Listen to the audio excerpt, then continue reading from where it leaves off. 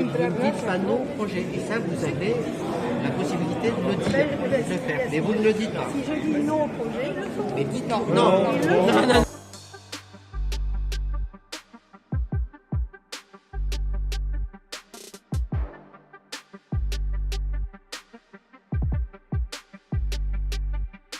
Aujourd'hui, la Poste, dans le cadre de sa politique très financière, qui ne veut faire que du profit, qui mesure que les surfaces financières, elle veut priver les habitants de ce quartier d'un service public qu'ils apprécient et qu'ils vivent au quotidien.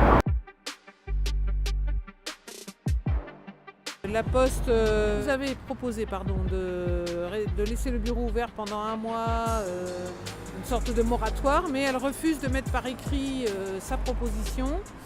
Et donc, nous on a dit que non, sans écrit, on continuait le combat et on restait devant le bureau de poste jusqu'à ce que la Poste mette par écrit sa proposition.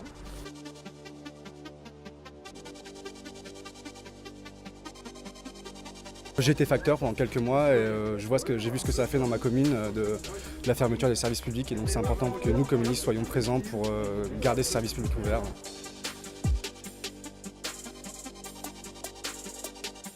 On a obtenu, puisque le bureau de poste devait fermer ce soir définitivement, on a obtenu une rencontre avec la direction de la Poste cet après-midi où une négociation s'était amorcée, une sortie de conflit avait été actée, mais la Poste refusait de mettre ses engagements par écrit, et donc le collectif tous ensemble, collectivement a décidé de maintenir l'occupation jusqu'à ce qu'on ait ce document et cet engagement de la Poste que le bureau des aides resterait ouvert pour 4 à 6 semaines, et donc c'est ce que vient de faire à l'instant le directeur adjoint régional de la Poste.